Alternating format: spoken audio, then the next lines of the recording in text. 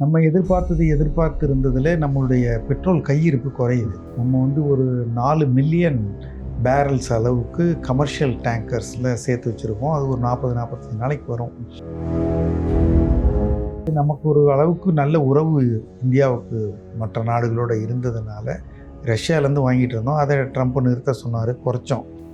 ஈரானோட வாங்கிட்டு இருந்தோம், அதுவும் அவர் கோவப்பட்டுக்கிட்டு இருந்தார். அதை நம்ம தொடர்ந்து பண்ணிக்கிட்டு இருந்தோம். ஸோ இப்போது ஹார்மோஸ் நீரிணை வழியாக வர்றது நின்று போனதுனால நமக்கு வர்றது குறைஞ்சி போகுது.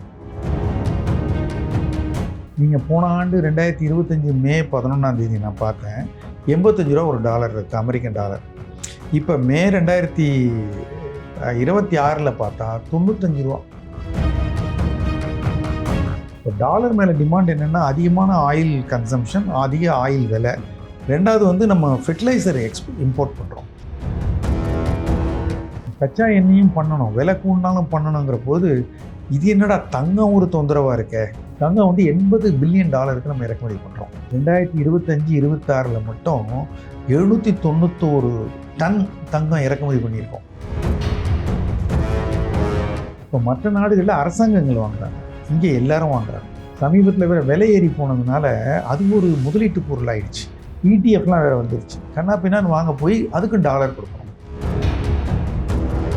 போர் முடிஞ்சால் கூட இப்போ அவங்கெல்லாம் பழைய மாதிரி ஆயில் உற்பத்தி பண்ணுவாங்களா, பழைய மாதிரி கப்பல்களுக்கு இந்த ஏதோ கடலுக்கு அடியில் கண்ணி வெடி வச்சுருக்காங்கிற அதையெல்லாம் நீக்கி நார்மலாக வருமா, வந்தால் விலை இறங்குமா? இன்னும் 15 வருஷம் எப்படி நம்ம வெளிநாட்டை நம்பி இருக்கிற ஒரு பொருள் கப்பல் வந்தால் தான் இங்கே வண்டி ஓடுங்கிற நிலைமைங்கிறது எவ்வளோ ஆபத்தான நிலைமை.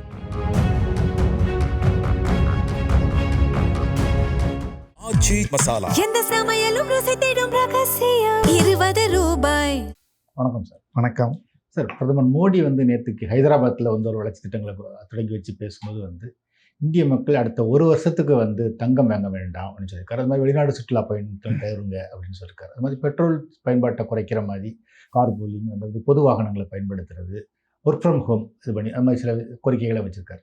இந்த திடீர் கோரிக்கைக்கு என்ன காரணம்? ஈரான் அமெரிக்கா போர் முடிஞ்சிரும்னு நினச்சாங்க. இப்போது ஓரளவுக்கு முடிவுக்கு வந்துருச்சு, கையெழுத்து போட வேண்டிதான், 2 பேர்கிட்டையும் வந்து போர் பண்ணுற தீவிரம் குறைஞ்சிருச்சு அப்படின்னோடனே எல்லாம் நார்மலான மாதிரி இருந்தது. இப்போ திடீர்னு ஈரான் முடியாதுன்ட்டான். நம்ம எதிர்பார்த்து இருந்ததில் நம்மளுடைய பெட்ரோல் கையிருப்பு குறையுது. நம்ம வந்து ஒரு 4 மில்லியன் பேரல்ஸ் அளவுக்கு கமர்ஷியல் டேங்கர்ஸில் சேர்த்து வச்சுருக்கோம். அது ஒரு 40-45 நாளைக்கு வரும். ஒரு பீதியை கிளப்ப வேண்டாம் மக்கள்கிட்டன்னு சொல்லிட்டு எல்லாம் கிடைக்குது. ஏன்னா இப்போ பெரும்பாலும் நம்மக்கிட்ட எல்லார் வண்டியும் ஃபுல்லாக பண்ணாலே எல்லாருக்குமே இன்னும் ஒரு 3-4 நாளைக்கு பெட்ரோல் தேவைப்படாது. சில பேருக்கு 15 நாளைக்கு தேவைப்படாது. 15 நாள் ஸ்டாக்கு, 3 நாள் ஸ்டாக்கு, 5 நாள் ஸ்டாக்குன்னு எல்லோரும் பண்ணிட்டாங்கன்னா இப்போ அரசுக்கிட்ட இருக்க கையிருப்பு குறைஞ்சி போயிடும். இப்போ தேவைப்படுறவங்களுக்கு கிடைக்காது. அதனால இவங்க வந்து ஒரு பீதியை கிளப்ப வேண்டாம்னு சொல்லிக்கிட்டு இருந்தாங்க. ஆனால் எல்லாருக்குமே தெரியும், நம்ம வந்து பிப்ரவரி எண்டு மார்ச்ல எல்லாம் போர் தீவிரமாகி வர வேண்டிய கப்பல்கள் நின்று போச்சு.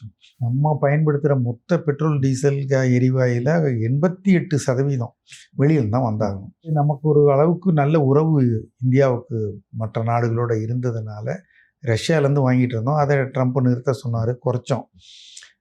ஈரானோட வாங்கிட்டு இருந்தோம், அதுவும் அவர் கோவப்பட்டுக்கிட்டு இருந்தார். அதை நம்ம தொடர்ந்து பண்ணிக்கிட்டு இருந்தோம். ஸோ இப்போது ஹார்மோஸ் நீரிணை வழியாக வர்றது நின்று போனதுனால நமக்கு வர்றது குறைஞ்சி போகுது. இப்போ நம்ம கையில் ஓரளவுக்கு இருக்குது. இப்போ உதாரணத்துக்கு ஒரு வீட்டு மேலே டேங்க் இருக்குது. அந்த டேங்க்கில் வந்து 1000 லிட்டர் கொள்ளும் தண்ணி, 1000 லிட்டர் இருக்குது. டெய்லி ஒரு 200 லிட்டர் நம்ம செலவழிக்கிறோன்னா உள்ளே வந்து விழுறது ஒரு 200 விழுந்துடும். 200 வெளியில் எடுப்போம். 1000 எப்பயுமே கையிருப்பு இருக்கும். இப்போ இந்த மாதிரி நமக்கு பெட்ரோல் இருக்கிறதுல கப்பல்கள் வராமல் போனதுனால, பிரச்சனைகள் ஆனதுனால என்ன ஆகிப்போச்சு, நமக்கு வர்றது வந்து 200 லிட்டருங்கிறது 50 லிட்டர் 30 லிட்டர் மாதிரி ஆகிப்போச்சு. நம்ம 1000 லிட்டர் இருந்ததுனால நம்ம பயன்படுத்த முடிஞ்சுது. 200 பயன்படுத்திகிட்டு இருக்கோம். கிடைக்கலன்னு பயமுறுத்தோம். 200 பதிலாக ஒரு நாள் 210 220 இழுத்துருவோம். நம்ம அப்படி பண்ணால் கூட ஒரு 400க்கு வந்துடுது, 300க்கு வந்துடுது. திருப்பி கொஞ்சம் கப்பலை அதிகமாக வரவழைச்சிட்டோம், ஈரான் நம்மளுடைய கப்பலை அனுமதிக்கிறான், இப்படிலாம் பண்ணி திருப்பி ஒரு 400-500க்கு ஏற்றுறோம். இப்படி போயிட்டு இருக்குது. இப்போ வந்து இனி சிக்கல் தான் அப்படின்னு தெரிஞ்சு போச்சு. ஏன்னா அந்த உபரியாக இருந்தது எத்தனை நாளைக்கு தாங்கும்? உபரியாக இருந்தது ரொம்ப தாங்காது. இப்போ நம்ம வந்து சொல்லிட வேண்டியதான் அப்படின்னு சொல்கிறாங்க. ஒரு பக்கம் வந்து பெட்ரோலே கிடைக்காம போகிற ஆபத்து அப்படிங்கிறது வந்துடும். அதுக்கு பதிலாக நம்ம என்ன பண்ணியிருக்கோம், ரஷ்யாவிலேருந்து வாங்குகிறோம், வெனின்சுலாலேருந்து வாங்குகிறோம், ஆஃப்ரிக்காலேருந்து வாங்குகிறோம். ஸோ இவங்களே நம்பிக்கிட்டு இருக்காமல் வெளியிலேருந்து வாங்க ஆரம்பித்தோம். ஆனால் அங்கெல்லாம் பெரிய சோர்ஸு திடீர்னு பெருசாக கொண்டாட முடியாது. இது ஒரு சிக்கல். ரெண்டாவது வந்து அதனுடைய விலை வந்து $105 ஆயிடுச்சு. இந்த போர் ஆரம்பிக்கு முன்னாடி $65-70, $74 அவ்வளோதான் இருந்தது. 120 வரைக்கும் போயிட்டு இப்போ 105, நேற்று 109 அந்த மாதிரி வந்துருச்சு. அப்போது ஒரே பொருளுக்கு கூட விலை கொடுக்கணும். சரி, ரூபாயில் கொடுத்தா பரவாயில்ல, டாலரில் கொடுக்குறோம். அந்த டாலர் நீங்கள் போன ஆண்டு 2025 மே 11 நான் பார்த்தேன், $85 ஒரு டாலர் இருக்குது, அமெரிக்கன் டாலர். இப்போ மே 2026 பார்த்தா $95. ₹10 கிட்டத்தட்ட 12-13 விழுக்காடு விலை கூட. இப்போ கொடுக்க வேண்டிய பணத்தினுடைய மதிப்பு அதிகமாக நம்ம செலவழிக்கணும். வர்றது குறைஞ்சதுனால விலை ஏறிடுச்சாங்க. அங்கே ₹70 போல் 105னா 50% ஹையர். ஆனால் இங்கே உள்நாட்டில் வந்து இவங்க விலை ஏற்றலை. விலை ஏற்றாததுக்கு காரணம் வந்து சமாளிச்சுக்கலான்னு பார்த்தாங்களா, அல்லது எலெக்ஷன் இருக்குது, 5 எலெக்ஷன் இருக்குது, இப்போ போய் ஏற்றி வேண்டான்னு பார்த்தேன். எலெக்ஷன் முடிஞ்ச உடனே அடுத்த நாள் பண்ணியிருக்கணும், பண்ணலை. ஸோ 23 போலிங் முடிஞ்சிடுச்சு. அதுக்கப்புறம் பார்த்தீங்கன்னா இப்போ நம்ம வந்து ஒரு 2 வாரமே ஆயிடுச்சு, இன்னும் ஒன்றும் பண்ணலை. ஆனால் பண்ணாமலே இருக்க முடியாது அப்படிங்கிற ஒரு சூழ்நிலை வந்தோன்னா முதல் வேலையாக என்ன பண்ணுவோம், நம்ம கன்சம்ஷனை குறைக்க பார்ப்போம் அப்படின்னு கேட்குறாங்க. எனக்கு தெரிஞ்சு இந்த கோரிக்கையெல்லாம் ஏற்றுக்கிட்டு எல்லாரும் இதனால் மக்கள் வந்து இன்னும் கொஞ்சம் சேமிச்சுக்கலான்னு தான் செய்வாங்களே தவிர யாரும் பெட்ரோலை குறைப்பாங்கன்னு தெரியல. வேணா பொதுத்துறை நிறுவனங்கள் வேறு வழி இல்லாமல் இதை செய்வாங்க. பெரிய நிறுவனங்களுக்கு இவங்க கட்டுப்பாடுகள் சொல்லலாம். நீங்கள் சாலை வழியாக சரக்குகளை எடுத்துகிட்டு போய் டீசலை பயன்படுத்தாமல் ரயிலில் கொண்டு போங்க, அது கொஞ்சம் டிலேகளே வரும், ஆனால் பெட்ரோல் கன்சம்ஷன் குறையும். கார் பூலிங்கெல்லாம் சொல்லியிருக்காரு. இதெல்லாம் நாங்கள் நிறுவனங்களில் பண்ணியிருக்கோம், சிக்கன நடவடிக்கைங்கிறதுக்காக பண்ணுவோம். அப்படிலாம் மக்கள் வந்து பண்ணுற அளவுக்கு மக்களுக்கு ஒரு ஒத்துழைக்கிற மனப்பான்மை இருக்கணும். நீ என்ன பண்ண என்ன, எனக்கு என்னையே கொண்டாங்க, இது கூட பண்ண தெரியல, நீ எதுக்கு ஆட்சியில் இருக்க, இப்படிங்கிற மாதிரி தான் வந்து யோசிக்கிறாங்களே தவிர மற்ற நாடு கொடுத்தா தானே. இப்போ அவனும் சண்டை போட்டுக்கிறான், ஒருத்தன் மேலே ஒருத்தன் குண்டு போட்டுக்கிறான். துபாயில் இருக்கிறதெல்லாம் அடித்து உடச்சிட்டானுங்க, சவுதி அரேபியாலாம் உடச்சிட்டானுங்க, திருப்பி அதெல்லாம் கட்டுறதுக்கே நாள் ஆகுங்கிற போது நம்ம எப்படி வழக்கம் போல் நமக்கு மட்டும் என்ன வந்துக்கிட்டு இருக்கோம். அதனால இப்போ முதல்ல ஒரு கோரிக்கையை வைக்கிறார் அவர். அது தவிர கரண்ட் அக்கௌண்ட் டெபிசிட்னு ஒன்று இருக்குது. இப்போ நம்மளுடைய இறக்குமதி ஏற்றுமதிக்கும் இருக்கிற இடைவெளி வந்து அதிகமானால், ஒரு குடும்பத்துக்கு இப்போ ₹20,000 வருமானம் வந்துட்டு இருக்குது, அவங்க கடன்லாம் கட்டுறது வந்து ஒரு 8,000 10,000 கட்டிகிட்டு இருக்காங்கன்னா சமாளிக்கலாம். கூட கட்டினா பிரச்சனை ஆகிடலாம். அது மாதிரி நம்மளுடைய உள்நாட்டு ஒட்டுமொத்த உற்பத்தியில் இப்போ 1.3% ஆயிடுச்சு நம்மளுடைய நடப்பு கணக்கு பற்றாக்குறை. இது ஒரு அளவீடு. இப்போ பிபி கூட இருக்குது, ஹார்ட் பீட் அதிகமாக இருக்குது, ஆக்சிஜன் கம்மியாக இருக்குதுன்னு உடம்பை பார்த்து சொல்கிற மாதிரி ஒரு நாட்டினுடைய ஆரோக்கிய நிலைமை மற்ற நாடுகள் நம்பி கடன் கொடுப்பாங்க, எல்லாம் அனுப்புவாங்கங்கிறது கரண்ட் அக்கௌண்ட் டெபிசிட்டுங்கிறது ஒரு சுட்டி, ஒரு இண்டிகேட்டர். அந்த அது வந்து கொஞ்சம் பயமுறுத்துது. முள்ளு நகருது. 1.3% ஆஃப் ஜிடிபி அப்படிங்குது. அதுவும் ஒரு எச்சரிக்கையானவுன்னா சரி முதல்ல ரெக்வெஸ்ட் வைப்போம் அப்படின்னு வச்சுருக்க மாதிரி தெரியுது. தங்கமும் நம்ம நிறைய இறக்குமதி பண்ணுறோம். இப்போ டாலர் மேலே டிமாண்ட் என்னென்னா அதிகமான ஆயில் கன்சம்ஷன், அதிக ஆயில் விலை. ரெண்டாவது வந்து நம்ம ஃபெர்டிலைசர் இம்போர்ட் பண்ணுறோம். நாட்டில் வந்து நம்மளுடைய உணவு தானிய உற்பத்தி, காய்கறி பழங்கள் உற்பத்தி நல்லா இருக்குது, ஏற்றுமதி பண்ணுற அளவுக்கு இருக்குது, பற்றாக்குறை இல்லை. எண்ணெய் வித்துக்கள் தான் வெளியிலேருந்து வாங்குகிறோம், எடிபிள் ஆயில். ஆனால் இதுகளெல்லாம் உற்பத்தி பண்ணுற உரம் வந்து வெளிநாட்டிலேருந்து வர வேண்டியதாக இருக்குது, அதற்கான மூலப்பொருள் வர வேண்டியதாக இருக்குது. டிஏபி அந்த மாதிரி யூரியா, பாஸ்பேட்ஸு எல்லாத்துக்குமே நம்ம வெளிநாடுகளை நம்ப வேண்டியதாக இருக்குது. இப்போ தான் சில நடவடிக்கைகள்லாம் எடுத்து ரேர் எர்த் மேக்னெட் மாதிரி உரத்துக்கும் நம்ம கொஞ்சம் கூடுதலாக உள்நாட்டிலே பண்ணுவோம், உள்நாட்டு உற்பத்தியை அதிகம் பண்ணணும்னு பண்ணுறாங்க. ஆனால் இன்னும் பண்ணலை. ஸோ உரமும் இறக்குமதி பண்ணணும், கச்சா எண்ணெயும் பண்ணணும், விலை கூடினாலும் பண்ணணுங்கிற போது இது என்னடா தங்கம் ஒரு தொந்தரவாக இருக்கே. தங்கம் வந்து $80 பில்லியன் நம்ம இறக்குமதி பண்ணுறோம். 2025-26 மட்டும் 791 டன் தங்கம் இறக்குமதி பண்ணியிருக்கோம். ஒரு வருஷமும் 500-700 டன் இறக்குமதி பண்ணிக்கிட்டே இருக்கோம். உலகில் இருக்க தங்கமெல்லாம் வந்து இந்தியாவில் சேர்ந்துட்டு. இப்போ மற்ற நாடுகளில் அரசாங்கங்கள் வாங்குறாங்க, இங்கே எல்லாரும் வாங்குறாங்க. சமீபத்தில் வேறு விலை ஏறி போனதுனால அது ஒரு முதலீட்டு பொருள் ஆயிடுச்சு. இடிஎஃப்லாம் வேறு வந்துருச்சு. கண்ணா பின்னான்னு வாங்க போய் அதுக்கும் டாலர் கொடுக்கணும். இப்போ டாலர் 95 எல்லாம் வந்து இப்போ உடம்பு 102 டிகிரி ஜுரம் தகிக்கிற மாதிரி. இப்போது கரண்ட் அக்கௌண்ட் டெபிசிட்டு, டாலரு இதெல்லாம் தொந்தரவுகள் வந்ததுன்னா நமக்கு பிரச்சனைகள் வரும். வி ஆர் இம்போர்ட்டிங் இன்ஃப்ளேஷன்னு சொல்லுவோம். வெளிநாட்டில் இருக்க பணவீக்கத்தை இந்தியாவுக்குள்ளார நம்ம கொண்டு வர்றோம். அப்போ வட்டி விகிதம் கூடும், இஎம்ஐ கூடும். இந்த மாதிரி சிக்கல்லாம் தூரத்தில் கண்ணுக்கு தெரிய ஆரம்பித்தோடனே நடவடிக்கைகளுடைய முதல் படி வந்து அப்போ அந்த டாலருக்கு நமக்கு பிரச்சனையாக இருக்குது. டாலர் விலையை குறைக்கணும், தேவையை குறைக்கணும்னா அதை கொடுத்து வாங்குகிற பொருட்களின் நுகர்வை குறைப்போம். இப்போது நம்ம இந்தியாவிலேருந்து நிறைய ஏற்றுமதி பண்ணுறோம். சாஃப்ட்வேர் ஏற்றுமதி பண்ணுறோம், கனிம பொருட்கள் ஏற்றுமதி பண்ணுறோம், தோல் பொருட்கள், நகைகள் பலது ஏற்றுமதி பண்ணுறோம், அரிசி, பாஸ்மதி ரைஸ் எல்லாம் பண்ணுறோம். நம்ம மொத்தமாக நிகரமாக ஒரு வருஷத்துக்கு ஒரு $100 பில்லியன் உதாரணத்துக்கு நம்ம ஏற்றுமதி பண்ணுறோம் அப்படின்னா, நம்ம என்னென்னலாம் இறக்குமதி பண்ணுறோன்னா, கச்சா எண்ணெய் பண்ணுறோம், இன்ஜினியரிங் பொருட்கள் பண்ணுறோம், அப்புறம் காரு, டிவி, ஃபோனு எல்லாம் ஃப்ரீயாக விட்டுருக்கோம். நம்ம என்ன வேணால் பண்ணலான்னு சொல்லி அவசிய பொருட்கள், ஆடம்பர பொருட்கள், நல்லா இருக்கேங்கிற பிராண்டட் பொருட்கள் எல்லாமே வருது. இங்கேருந்து வெளிநாட்டில் முதலீடுகளையும் நம்ம அனுமதிக்கிறோம். இதெல்லாம் கொஞ்ச நாள் முன்னாடி பண்ணிட்டோம். அப்போது இந்தியாவுக்குள்ளார வர டாலர், இந்தியாவுக்கு வெளியில் போகிற டாலர், இது ரெண்டுக்கும் இருக்கிற இடைவெளி வந்து கரண்ட் அக்கௌண்ட் டெபிசிட். நம்மளுடைய ஏற்றுமதியை விட நம்மளுடைய இறக்குமதி அதிகமாக இருக்குது. அப்போது நம்ம ஒன்று சரியாக போச்சுன்னா பிரச்சனை கிடையாது. $100 ஏற்றுமதி பண்ண, $100 இறக்குமதி பண்ண, எனக்கு என்னப்பா டாலர், அவன் பாடு ஏற்றுமதி இறக்குமதியெல்லாம் பண்ணிட்டு போகிறான்னு விடலாம். இப்போ $140 அரசாங்கமும் சேர்த்து இறக்குமதி பண்ணிவிட்டு அதை எல்லோரும் தனியார் எல்லோரும் சேர்ந்து ஏற்றுமதி பண்ணுறது $80 தான்னா, $60 பத்தலைன்னா வெளியில் மார்க்கெட்டில் வாங்கி கொடுன்றாங்க. டாலரை போய் அரசாங்கம் மார்க்கெட்டில் வாங்கும். அப்போ வாங்குற போது விலை ஏறிடுது. டாலர் நிறைய பேர் வாங்குறாங்க, விற்க ஆள் இல்லை, அப்போது ஏறுது. அது வந்து கரண்ட் அக்கௌண்ட் டெபிசிட்டுங்கிறாங்க. அந்த டெபிசிட் வந்து இன்ன அளவு இருக்கலாம் அப்படிங்கிறது ஒரு கணக்கு இருக்குது. அதுக்கு அந்த கணக்கு, அந்த புள்ளி வந்து நகருது, கொஞ்சம் எச்சரிக்கை கொடுக்குற மாதிரி நகருது. அதே சமயத்தில் இது சமாளிக்கலாம் அப்படின்னு சொன்னால் போர் முடிகிற மாதிரி தெரில. போர் முடிஞ்சால் கூட இப்போ அவங்கெல்லாம் பழைய மாதிரி ஆயில் உற்பத்தி பண்ணுவாங்களா, பழைய மாதிரி கப்பல்களுக்கு இந்த ஏதோ கடலுக்கு அடியில் கண்ணி வெடி வச்சுருக்காங்கிற அதையெல்லாம் நீக்கி நார்மலாக வருமா, வந்தால் விலை இறங்குமா, அந்த சந்தேகங்கள்லாம் இருக்கிறவர். நம்ம குடும்பத்தை மேனேஜ் பண்ணுறதுக்கே வேலை போச்சுன்னா குடும்பத் தலைவர் உட்காந்து யோசிப்பார், அடுத்த 2 மாதத்துக்கு சம்பளம் வராதுப்பா, நான் வேறு வேலை பார்க்கணும், என்ன பண்ணலான்னு பாருங்கள், கார்லாம் கொஞ்சம் நாளைக்கு எடுக்காதீங்கப்பா, பெட்ரோலை போடாதீங்க, எல்லாம் பண்ணாதீங்க, கொஞ்சம் அம்மாட்டையும் சொல்லுவார், கறி எடுக்கிறதெல்லாம் கொஞ்சம் பார்த்துங்க, கொஞ்சம் அட்ஜஸ்ட் பண்ணிட்டோம்னா திரும்பி வந்துடலாம் அப்படிங்கிற மாதிரி. என்னப்பா எடுத்தோடனே எங்களை சாப்பிடக்கூடாதுன்றீங்க, வெளியில் சுற்றக்கூடாதுன்றீங்க, ஒன்றும் பண்ணக்கூடாது, நீ ஒரு அப்பா தானே, நீ போய் சம்பாதிக்க வேண்டியது தானே, உனக்கு இல்லைன்னு கேட்கலாம், பையன் கேட்கலாம். பட் ஆனால் இது 140 கோடி குடும்பம் இல்லை, பெரிய குடும்பம் இல்லை.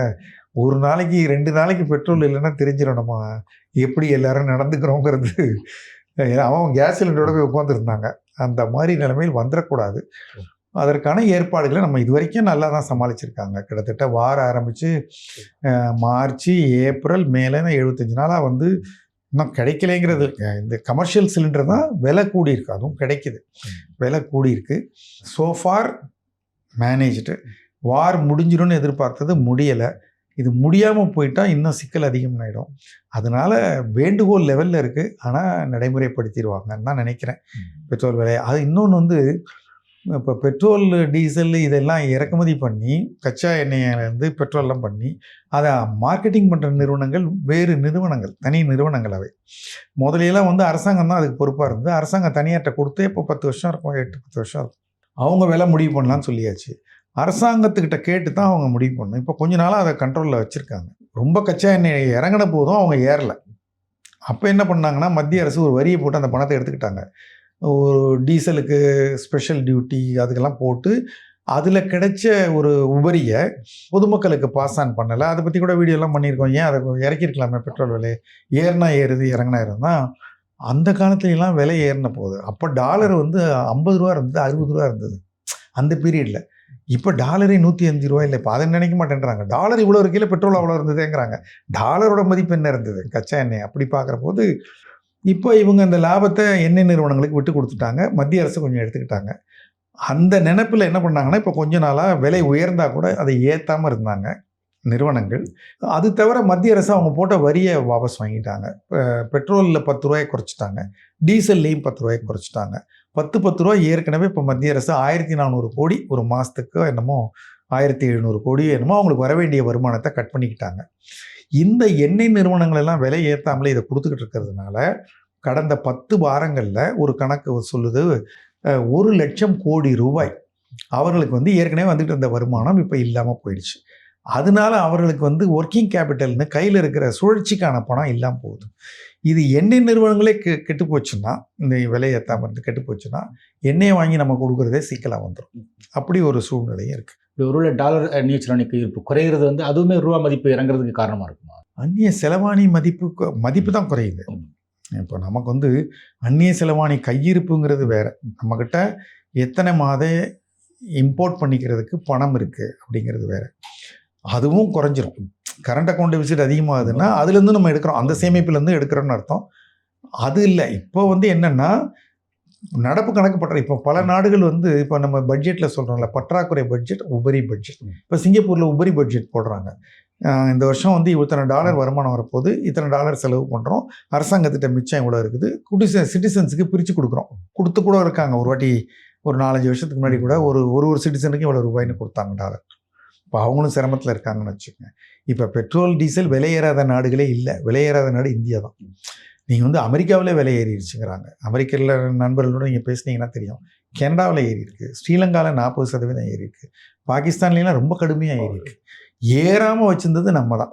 இப்போ அதை பற்றி சோஷியல் மீடியாவில் பேசும்போது என்ன சொல்கிறாங்க அப்படின்னா, இப்போ அங்கெல்லாம் வந்து இறக்குனாங்க, இப்போ ஏற்றுறாங்க, நம்மளுக்கு இறக்கவே இல்லை அப்படிங்கிறத சொல்கிறாங்க. அது எப்படி பார்க்குறீங்க? இது வந்து ஒரு சாதாரண மனிதனுக்கு இருக்கிற கோபம் நியாயமான கோபம் தான். இப்போ ஒட்டு மொத்தமாக இந்தியாவுன்னு இருக்குல்ல, நம்ம வந்து முதல்ல இந்தியாவை ஓன் பண்ணோம். இது நம்ம நாடு, நமக்காக மேனேஜ் பண்ணுறாங்க. நமக்கு மேனேஜ் பண்ணுற பிடிக்குது பிடிக்கலைங்கிறது ரெண்டாவது. யாரோ ஒரு ஆள் உட்காந்து மேனேஜ் பண்ணணும். மேனேஜ் பண்ணுறவங்க பண்ணுறது தான் நமக்கு. அப்போங்கிற போது இந்த வரியெல்லாம் போட்டு எடுத்து அவங்க என்ன பண்ணுறாங்க? இப்போ அந்த பணத்தையெல்லாம் எடுத்து சாலைகள் போடுறாங்க, ரயில்வே இம்ப்ரூவ் பண்ணுறாங்க, அதுக்கப்புறம் வந்து விண்வெளிக்கு பண்ணுறாங்க, புதிய ரயிலெலாம் விடுறாங்க, சாதாரண மக்களுக்கான இது உதவித்தொகைகளை கொடுக்குறாங்க, சப்சிடிலாம் கொடுக்குறாங்க. உரம் இருக்குல்ல, உரம் வந்து எனக்கு தெரிஞ்சு சரியாக தெரியல, கிட்டத்தட்ட 200 ரூபாயோ 240 ரூபாயோ வரும் ஒரு மூடை. அதை வந்து 50 ரூபாய்க்கு கொடுக்குறாங்க. இது பல ஆண்டுகளாக கொடுத்துட்ருக்காங்க. இப்போ இந்த 200 ரூபா ஒரு மூடைக்கு வர்றதுங்கிறது இந்தியா மொத்தமும் போகுது. இதுக்கெல்லாம் பணம் வேணும்னா அவங்க வந்து ஒன்றுலேருந்து எடுப்பாங்க, ஒன்றில் கொடுப்பாங்க. இப்போ யாருக்கு வேணுமோ அவங்கள்ட்ட எடுப்பாங்க, கொடுப்பாங்க. யார் இப்போ ரேஷனில் வந்து ஃப்ரீ அரிசி கொடுக்குறாங்கன்னா அன்ன யோஜனான்னு ஒரு திட்டம் இருக்குது. வருஷத்துக்கு 2 லட்சம் கோடி ஆகுது. மத்திய அரசு அதில் செலவழிக்கிறதா சொல்கிறாங்க. அதுக்கு பணம் வேணும். இப்போது அவங்க அரசாங்கம் அந்த மாதிரி அந்த பணத்தை அவங்க தப்பாக செலவழித்தாலோ வேறு ஏதோ பண்ணாலோ நம்ம கோவப்படலாம். அந்த பணங்கிறது நம்ம பட்ஜெட்டும் போது பார்க்கணும், அது எதுக்கெல்லாம் அலோகேஷன் ஆகுது, சரியாகுதான்னு பார்க்கணும். அப்போ அவங்க வந்து இந்த பெட்ரோல் டீசலில் வருது அப்படிங்கிற போது மத்திய அரசு மட்டும் இல்லை, எல்லா மாநில அரசுகளும் கூட பெட்ரோல்லேருந்து நல்லா வரி எடுத்துக்கிறாங்க. ஏன்னா அவங்களுக்கும் செலவுகள் இருக்குது, அவங்களும் பல திட்டங்களை அறிவிக்கிறாங்க, எல்லாம் கொடுக்க வேண்டியதாக இருக்குது. அவங்க வாங்குகிற பணத்தை சரியாக செலவழிக்கிறாங்களான்னு நம்ம பார்க்கணும். அதே மாதிரி வந்து பெட்ரோல் 105 ரூபாயிலையும் மேனேஜ் பண்ணுவாங்க. இப்போ 100 ரூபாயை குறைச்சா அந்த 5 ரூபா மிச்சத்தில் பெரிய நிறுவனங்களுக்கு லாபம் இருக்கலாம். சாதாரணமாக பெட்ரோல் போடுறவருக்கு அவருக்கு வந்து அந்த சின்ன மாறுதலை அவர் அனுபவிக்க முடியாது. ஆனால் இந்த 2 மாதமாக விலை ஏற்றாமல் இருந்தால் அவர் அதை அனுபவிக்கிறார். அந்த மாதிரி ஒரு பொதுவாக கணக்கு பண்ணையில் அந்த மாதிரி பண்ணுறாங்க. பட்டு மக்களுக்கு வந்து அது தோன்றது வந்து ஏன் ஏற்றையில் ஏற்றுறாங்க, இப்போ இறக்குறாங்க, இறக்கலாம், அப்போ ஏற்றையில் ஏற்றுவாங்க. இது ஒரு தலைவலியாக இருக்கும். இப்போ நான் வந்து குறைஞ்சபட்சம் கொஞ்ச நாளாக இப்போ 3 மாதமாக வார் இருந்தால் கூட, சுலபமான காரணம் இருந்தால் கூட ஏற்றாமல் இருந்தாங்களே அப்படிங்கிறதையும் நம்ம யோசிக்கணுமோன்னு எனக்கு தோணுது. மக்களோட அன்றாட செலவுகளை குறைக்க சொல்கிறாங்க, ஆனால் அரசாங்கம் ஆடம்பர செலவுகளை பண்ணிக்கிட்டு இருக்கு. இப்போ பிரதமர் மோடி கூட வந்து வெளிநாடுகளுக்கு போகிறாரு வந்து, ஸோ அதெல்லாம் குறைக்கலாமே அப்படின்னு ஒரு கேள்வி வைக்கிறாங்க. சோஷியல் மீடியாவில் கேட்கலாம். இப்போ வந்து நிறைய பேருக்கு வந்து அவர் எதுக்கு போகிறாருங்கிறது ஒரு ஐடியா இல்லை. இப்போ வந்து அவர் ஒரு சுவிட்சர்லாண்டுக்கு சுற்றுலா போய் மனைவி குழந்தைங்களோட ஒரு வாரம் பீச்சில் ரெஸ்ட் எடுத்துகிட்டு வந்தார்னா அது தப்பு. இன்னும் அரசாங்க பணத்தை போய் எடுக்கிறீங்கன்னு. இப்போது இவ்வளோ பெரிய வார் நடந்த போது இந்தியாவுக்கு தொடர்ந்து கச்சா எண்ணெய் கிடைச்சதுங்கிறது அந்நிய நாடுகளோடு நமக்கு இருக்கிற உறவு தான். இப்போ இருக்கிற எத்தனையோ நாடுகள் இப்போ வந்து நமக்கு கல்ஃப்லேருந்து வராதுன்னா மற்ற நாடுலேருந்து வரணும்னா இன்றைக்கி போய் மார்க்கெட்டில் நின்னா நடக்காது. நீங்கள் வந்து தொடர்ந்து இந்தியாவை நம்ம நியூசிலாண்டோட ஒரு அக்ரிமெண்ட் சைன் பண்ணியிருக்கோம், ஃப்ரீ ட்ரேட் அக்ரிமெண்ட். இங்கிலாண்டோட ஒரு ஃப்ரீ ட்ரேட் அக்ரிமெண்ட் சைன் பண்ணியிருக்கோம், அமெரிக்காவோட ஒன்று சைன் பண்ணுறோம். இதெல்லாம் வந்து ஒரு டிப்ளமசியும் ஒரு டிஸ்கஷனும் வந்து நிறைய முறை நடக்கும். உங்களுக்கு தெரியும், எல்லாருக்குமே தெரியும், ட்ராவல் பண்ணுறவங்களுக்கு. நீங்கள் வந்து ஒரு நாளைக்கு 2 ஃப்ளைட்டு 3 ஃப்ளைட்டில் முதுகு ஒடிஞ்சிரும். ஒரு இடத்துக்கும் போயிட்டு அந்த விஷயத்தை பற்றி யோசித்து பேசுகிறதுக்கு நம்ம தயார் பண்ணணும்னா எத்தனை தலைவர்கள் தயாராக இருப்பாங்கன்னு தெரியாது. உழைப்புங்கிறது கடுமையான உழைப்பார். இது வந்து இந்த ஒரு நல்ல உறவை உண்டாக்குறதுக்காக எனக்கு தெரிஞ்சு அவருக்கு ஒரு பர்சனல் டைமாக ஏதோ ஒரு என்டர்டெயின்மெண்ட்டாக, அதான் எங்கேயா போனால் அந்த மக்களோட சேர்ந்து ட்ரம் அடிக்கிறதெல்லாம் கூட இந்த ஒன்னஸ் காமிக்கிறது தான். நீங்களே தமிழ்நாடு வந்தால் உடனே அடுத்த நாள் போயிட்டு வேறு ஏதோ ஒரு அஃபிஷியல் மீட்டிங் பண்ண வேண்டியதாக இருக்குது. அதனால் முதலெல்லாம் சொன்ன அளவுக்கு யாரும் இப்போ சொல்லலை. எதிர்கட்சிகளே கூட எதுக்கு அடிக்கடி போகிறாருன்னு சொல்லலை. ஒரு நல்ல உறவுகள் தேவைப்படுது. இப்போ நீங்கள் வந்து ஒரு பிரிக்ஸில் போய் நின்னாலோ வேறு இடத்துல நின்னாலோ நம்ம நாட்டினுடைய பிரதமர் நம்ம பார்க்கலாம்ல. நம்ம அவருக்கு ஒரு மதிப்பு கொடுக்குறாங்க, அவரோட பேசுகிறாங்க, அவர் கேட்டால் நமக்கு ஒன்று நடக்குது அப்படின்னா. இப்போது பங்களாதேஷில் பிரச்சனை வந்தது, நம்ம டீசல் கொடுத்தோம், அவங்க நமக்கு தொந்தரவு பண்ணாங்கலாம் இருந்தால் கூட. அப்போது அது எதுக்குன்னா அது ஒரு நல்லுறவு. இப்போ பங்களாதேஷ்லேருந்து ஹசீனா வந்துட்டாங்க, நம்ம இந்த மாதிரி நமக்கு ஸ்ரீலங்காவுடையும் ஒரு உறவு தேவைப்படுது. ஸோ ஒரு இந்த உலகத்தில் நம்ம வாழறதுக்கு ஒவ்வொரு நாடும் அதற்கான நேச நாடுகளையும் அது ஒரு அவசரத்துக்கு கேட்டால் யாராவது உதவி செய்யக்கூடிய அளவுக்கும் நமக்கு ஒரு கான்டாக்ட் வேணும். அந்த கான்டாக்ட்டுங்கிறது ஒரு ஃபிகர் ஹெட் பண்ணுற போது, ஃபிகர் ஹெட்னா ஒரு நேஷனுடைய ஒரு பொறுப்பில் இருக்கிறவர். இப்போ ஜெய்சங்கரும் நல்லா பண்ணுறாரு, அது இவருடைய வழிகாட்டுதலில் பண்ணுறாரு. அப்படி தான் நான் நினைக்கிறேன். என்னை பொறுத்த வரைக்கும் வந்து அவருடைய ஒரே ஒரு ஃப்ளைட்டு செலவை குறைச்சி இந்தியாவினுடைய பெட்ரோல் தேவையை கண்டிப்பாக முடியும். ஆனால் முன்மாதிரியாக அவர் பண்ணலாம்.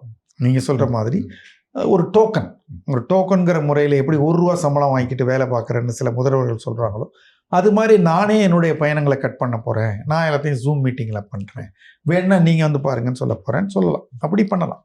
ஆனால் அவர் செலவழிக்கிறது வந்து வெட்டி அப்படின்னு எனக்கு நம்புறது கஷ்டமாக இருக்குது. மோடி சொல்கிற மாதிரி வந்து அன்றாட செலவுகளை மக்கள் குறைக்கிறது மூலமாக இந்த நெருக்கடியை எப்படி சமாளிக்க முடியும்னு நினைக்கிறீங்க? மோர் ஆஃப் அ ப்ரிப்பேரிங் தி மைண்டுன்னு நினைக்கிறேன். மக்களுக்கு வந்து அவன் கண்டிப்பாக காந்தி பீரியட்லாம் நடந்தது, ஒத்துழையாமை இயக்கம்னு காந்தி சொன்னார்னு எல்லாம் கேட்டாங்க. அந்நிய தொகைகளை பகிஷ்கரிங்கன்னா பகிஷ்கரிப்பாங்க, போட்டு கொளுத்துவாங்க. இப்போ எல்லாம் அப்படி மக்கள் கிடையாது. ஒரு தலைவர், தேச தலைவர்கள் இல்லை அரசாங்கத்தில் இருக்க தலைவர்கள் யாரும் சொன்னால் கூட மக்கள் வந்து தங்களுடைய தேவைகளை நீங்கள் சொன்ன மாதிரி தான் அவர்கள் மனதில் வந்து வேறு வேறு கேள்விகள் கேட்டுட்டு அங்கேருந்து எல்லாம் சரி அவனை நிறுத்த சொல்லு நான் நிறுத்துகிறேன் அப்படிங்கிற மாதிரி தான் இருக்குது.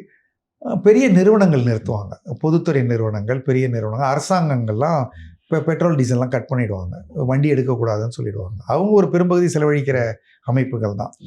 தனியாரில் பெரிய நிறுவனங்கள் இதை எடுத்து பண்ணலாம். மற்றபடி தனிநபர்கள் வந்து குறைக்கிறது அவங்களுக்கு நீங்கள் சொன்ன மாதிரி முதலையெல்லாம் குறைச்சானா இப்போ மட்டும் கேட்குறானேன்னு தோணும். அவங்க லெவலில் அது நியாயம்தான். அதனால் அதுக்கு அவ்வளோ எஃபெக்ட் இருக்காது. அது மாதிரி ஒரு வருஷத்துக்கு தங்கத்தை வாங்க வேண்டாம்னு சொல்கிறாரு. வந்து நம்மளை பொறுத்த வரைக்கும் வந்து தங்கங்கிறது வந்து வெறும் முதலீடு மட்டும் இல்லாமல் அது ஒரு பாதுகாப்பான் அப்படிங்கிற ஒரு மனநிலையே இருக்குது. வந்து இது எந்த அளவுக்கு மக்கள் கேட்பாங்கன்னு நினைக்கிறீங்க? இதே மாதிரி முன்னாடி வந்து பி. சிதம்பரம் கூட சொல்லியிருக்காங்க, காங்கிரஸ் பீரியட்லேயும் அந்நிய செலவாணி கையிருப்பு குறைஞ்சாலே பயம் வந்துடும் அரசாங்கத்துக்கு. இப்போ நீங்கள் வந்து அவங்களுக்கு வந்து என்னடா அது டாலர் போட்டு 95 90லாம் வராதுன்னு பார்த்தோம், 90, 92, 93, 95 நீங்கள் வார் நிற்குன்னு பார்த்தா வார் நிற்க மாட்டேங்குது, ஆயில் குறைன்னு பார்த்தா ஆயிலும் குறைய மாட்டேங்குது. இப்போ இது சுற்றி முற்றி பார்த்தா என்னடா தங்கத்தை போய் இவ்வளோ இம்போர்ட் பண்ணிட்டு இருக்கிறீங்க, அதையாவது கொஞ்சம் நிறுத்துங்கிறாங்க. இப்போது சாதாரண மக்கள் 1 சவரன் 2 சவரன் 3 சவரன் வாங்குறவங்க வாங்கலாம், அவங்களால இது மாறாது. இந்த பெரிய முதலீடு பண்ணுறனோ இது விலையேற போதுன்னோ வாங்குறாங்கல்ல, அப்போ நிறைய பிரச்சனையாக இருக்குது. நடுவில் நீங்கள் வேறு ஏன்ப்பா ஒன்று பண்ணுறீங்க, சும்மா இருங்கன்றார். அவர் சொல்கிறது யாரும் இதெல்லாம் நடக்காது. யாரும் ஒரு வருஷம் நிறுத்தி வைக்க போகிறாங்களா? கரெக்டாக அதெல்லாம் கிடையாது. அதுக்கு தான் மாற்று திட்டங்கள் கொண்டு வந்து மாட்டிக்கிட்டாங்க. முன்னாடி வந்து கோல்டு பாண்டு கொடுத்தாங்க, தங்கத்தை வாங்க விடாமல் பேப்பரை கொடுப்போம், கேட்டால் நம்ம வாங்கி கொடுத்துருவோன்னு. அவங்க வாங்கி கொடுக்குறதுக்குள்ள பயங்கரமாக விலை ஏறி பெரிய நஷ்டமாகி போச்சு. இப்போ அதில் கை வைக்க முடியாது அவங்களுக்கு. இப்போ தங்கம் வந்து இந்தியாவில் எப்பயுமே இறக்குமதி பொருளாக ஒரு தொந்தரவாக தான் இருக்குது இந்தியாவுக்கு. பெட்ரோல் பயன்பாட்டை குறைக்கிறது, வந்து பொது வாகனங்களை பயன்படுத்துறது, கார்பூலிங் பண்ணுறதெல்லாம் சொல்கிறாரு. வந்து இதுவும் எந்த அளவுக்கு மக்கள்கிட்ட எடுப்படாது. மக்களுக்கு வந்து இப்போ பொது போக்குவரத்து நல்லா இருக்கா, எல்லா இடத்துலையும் இருக்கா, எல்லாம் சரியாக இருந்தால் தான் நான் பண்ணுவேங்கிற ஒரு மனநிலையில் இதெல்லாம் பண்ண முடியாது. இது மாதிரி விவசாயத்துலேயும் நீங்கள் ஏற்கனவே சொன்ன மாதிரி வந்து உரங்களோட பயன்பாட்டை குறைங்க அப்படின்னு சொல்கிறாரு. இயற்கை விவசாயத்துக்கு மாறணும். இப்போ மாறணும். இப்போ வந்து சில இடங்கள்லாம் பார்த்தீங்கன்னா இப்போது இந்தியா வந்து நிறைய பேட்ரிஸ் காருக்கு மாறுறவங்க இருக்காங்க, மாறிட்டாங்க. அதன் மூலமாக நம்ம பெட்ரோல் டீசல் தேவையை கண்டிப்பாக இப்போ இல்லை, குறைக்கிறதுன்னு இல்லை, இன்னும் 15-20 வருஷம் கழிச்சு எப்படி நம்ம வெளிநாட்டை நம்பி இருக்கிற ஒரு பொருள் கப்பல் வந்தால் தான் இங்கே வண்டி ஓடுங்கிற நிலைமைங்கிறது எவ்வளோ ஆபத்தான நிலைமை. நானே ஒரு 6-7 வருஷம் முன்னாடி ஒரு யூடியூப் வீடியோவில் பேசுகிற போது சொன்னேன், இது ஒரு ஸ்ட்ராட்டஜிக் ரிசோர்ஸு, என்னைக்காவது ஆயில் நின்று போனால் நமக்கு தொந்தரவு வரும்னு. அப்போலாம் நினைக்கல இந்த மாதிரி போர் வந்து நிற்கணும். இப்போ வரலைன்னா என்ன பண்ணுவீங்க? இப்போ ஒரு வீடு போய் எங்கேயோ தனியாக ஒரு இடத்துல கட்டிட்டாங்க, பைப் லைன் கிடையாது, அங்கே தண்ணி வரலைன்னா அவர் என்ன பண்ணுவார்? டெய்லி போய் குடத்தில் தூக்கிட்டு வரணும் பழைய மாதிரி. அந்த மாதிரி நம்ம வந்து அன்றாட செலவுகளுக்கே என்ன வெளியிலேருந்து வரணும். அப்படி அப்போது அதுக்கு மாற்று வந்து மின்சாரம், பேட்ரி. இப்போ பேட்ரி சைனாவெல்லாம் 20% ஆஃப் அங்கே ஓடுற கார்கள், வண்டிகள் ஆக்கிட்டாங்க. நம்ம ஆக்கணும். அதுக்கு நிறைய சப்சிடிலாம் கொடுக்கணும், புது திட்டங்கள் வரணும். அப்புறம் வந்து சோலார், நீங்கள் வீடுகளுடைய மின்சார தேவையை கடுமையாக நம்ம குறைக்க முடியும். குறைச்சி அதுலேயும் ஒரு மிச்சத்தை பண்ணலாம். அதை வந்து வேறு இடங்களுக்கு டைவர்ட் பண்ணலாம் நம்ம. வீட்டு தோட்டங்கள் அது நிறைய நாடுகளில் பண்ணுறாங்க. மண்ணே இல்லாமல் மொட்டை மாடியில் அவங்க வந்து டெரஸில் வந்து விளைவிச்சிட்றாங்க. ஹெவியாக இருந்தால் வீடுக்கு சிரமம்னு சொல்லிட்டு லைட் வெயிட்டில் ஏதோ எல்லாம் பண்ணுறாங்களாம்.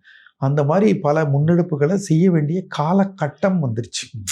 இப்போ இன்னைக்கு நாளைக்கு அடுத்த மாதத்துக்கு இல்லை, வரப்போகிற காலகட்டத்திலே அவரவர்கள் மின்சாரம் எப்படி நம்ம வீட்டுக்கு தேவை நம்மளே ஒரு போர் போட்டு தண்ணி எடுத்துக்கிறோமோ ஆற்றை நம்பாமல், அது மாதிரி நம்ம மின்சாரம் நம்ம மாடியில் உற்பத்தி ஆகும், நம்மளுடைய காய்கறி நம்ம மாடியில் உற்பத்தி ஆகும். பொதுவில் ஒரு இடத்துல பண்ண வேண்டியதில்லை. அப்போது இந்த உரங்களுடைய தேவையெல்லாம் குறைஞ்சிடும். அதெல்லாம் லிட்டில் டிஸ்டன்ட்டு. லிட்டில்ங்கிறது ஹவு லிட்டில்னு தெரியல. ஆனால் அந்த இயற்கை விவசாயத்துக்கு மாறுறதை பற்றி எல்லாரும் என்ன சொல்கிறாங்க அப்படின்னா வந்து அது உற்பத்தியை குறைக்கும். இப்போ நம்ம இலங்கையில் அந்த முயற்சி பண்ணி அது நிச்சயமாக குறைக்கும். அது எப்படி அது சமாளிக்க முடியாது. நீங்கள் வந்து 3 மடங்கு இடத்துல அதை பரப்பளவில் நீங்கள் பண்ணணும். இப்போ சீனா அப்படி தான் இலங்கை மாட்டினாங்க. இலங்கை வந்து அந்நிய செலவணி கையில் இல்லாமல் அவங்க யாரோ ஒரு அரசாங்கத்தில் இருந்தவர் முரட்டுத்தனமாக உர இறக்குமதி நிறுத்திட்டாரு. எவ்வளோ கூச்சலிட்டாங்க கேட்கல. உரம் இறக்குமதி ஆகாமல் இயற்கை உரத்துக்கு போக சொல்லி அவங்க விளைவிச்சு விளையவே இல்லை. ஸோ உணவு தானியம் கிடைக்கல, சிக்கலில் மாட்டிக்கிட்டாங்க. அந்த கோவிடுக்கு அப்புறம் வந்த பிரச்சனை. அது மாதிரி உடனடியாக உருவ முடியாது. ஒரு சாரளத்தை எடுத்தோம்னா மொத்த வீடு விழுந்துடும். அதை எடுக்க முடியாது. மெல்ல மெல்ல நகர்த்தணும், மாற்று வைக்கணும். அது வைக்க சில ஆண்டுகள் ஆகும். இப்போ அடுத்தடுத்த திட்டங்களில் எல்லா வீடுகள்லேயும் சூரிய ஒளி மின்சாரம் வர்ற மாதிரியும், தோட்டங்கள் போடுறதுக்கு உதவித்தொகைகள் கொடுத்து அதற்கான ஏற்பாடுகளை பண்ணி, தமிழ்நாட்டில் கூட நெட்டு தான் கொடுக்குறாங்க அப்படின்னு சொல்கிறாங்க. நம்ம ஒரு வீட்டில் ஜென்ரேட் பண்ணி கொடுக்குற பவருக்கும் நம்ம எடுக்கிற விலைக்கும் வேறு வித்தியாசம் இருக்குது. அதனால வீட்டில் வச்சுக்கிறதுங்கிறது இன்னும் லாபகரமாக இருந்ததை மாற்றிட்டாங்கங்கிறாங்க. அதுலாம் சில கொள்கை முடிவுகள் எடுத்து ஒரு 3-5 ஆண்டுகளுக்கு தொடர்ந்து வேலை செய்யும். இது சிலர் வந்து என்ன சொல்கிறாங்க, இது ஒரு பொருளாதார நெருக்கடிக்கான ஒரு முன்னறிவிப்பு அப்படின்னு சொல்கிறாங்க. அப்படி பார்க்கலாமா? இல்லை, முன்னாடியே அவர் வந்து பார்லிமெண்ட்டில் ஊரடங்குன்னு சொன்னார். இப்போ பெட்ரோல் நமக்கு வர்றது வந்து குறைஞ்சி போச்சு, பெட்ரோலே இல்லைன்னா, இப்போ ஈரான் நம்மளை வந்து ஒரு நெருக்கடி கொடுக்குறான்னு வச்சுங்க, நீ அமெரிக்காவை வலுவாக கண்டி, அப்போ தான் நான் உனக்கு கொடுப்பேன். அல்லது ஓபெக் நாடுகள் சொல்கிறாங்கன்னு வச்சுங்க, ஏதோ ஒன்று நடந்ததுன்னா அப்படி வராது. அதுக்கு தான் ராஜதந்திரம் தேவைப்படுது, அதுக்கு தான் வெளிநாட்டு உறவுகள் தேவைப்படுதுன்னு சொல்கிறது. அதனால் நமக்கு என்ன எங்கே நடக்குதுன்னு நமக்கு தெரியாது. நம்ம தூரத்துலேருந்து பார்க்குற போது நமக்கு, அதுவும் நமக்கு கொடுக்கப்படுற தகவல் வந்து நமக்கு குறைவாக இருக்குது அல்லது மாற்றி சொல்லப்படுகிறது. அதனால பலருக்கு நிலவரம் தெரியல.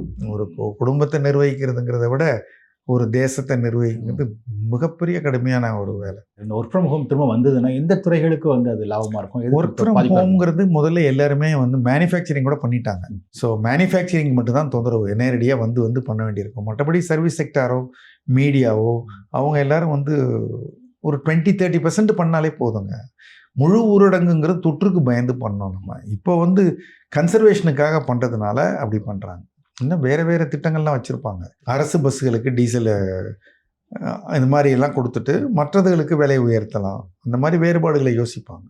ஒரு நிதி முதலீட்டு ஆலோசனை அந்த அடிப்படையில் வந்து இந்த நேரத்தில் வந்து எதில் மக்கள் முதலீடு பண்ணலாம் அப்படின்னு நினைக்கிறீங்க? எல்லா சமயங்களிலும் நாம் வந்து கலந்து தான் முதலீடு பண்ணணும். ஒரு குறிப்பிட்ட சமயம் என்று தேர்ந்தெடுக்கிற வாய்ப்பை உலகம் கொடுக்கறது இல்லை. எல்லாருக்கும் வந்து நிச்சயமாக ஒரு காப்பீடு வேணும், மருத்துவ காப்பீடு வேணும், குடியிருக்க இடம் வேணும், அவசரத்துக்கு விற்கிறதுக்கும் பயன்படுத்துறதுக்கும் தங்கம் வேணும். அதற்கு பிறகு நமக்கு ஒரு நீண்ட காலத்தில் முதலீடு பெறுகிறதுக்கு பரஸ்பர நிதிகள் வேணும். விவரம் தெரிந்தவர்கள் பங்குகளில் முதலீடு பண்ணணும். நிறைய விஷயங்கள் சொல்லியிருக்கீங்க, வந்து பார்வையாளருக்கு ரொம்ப உபயோகமாக இருக்கும். நன்றி.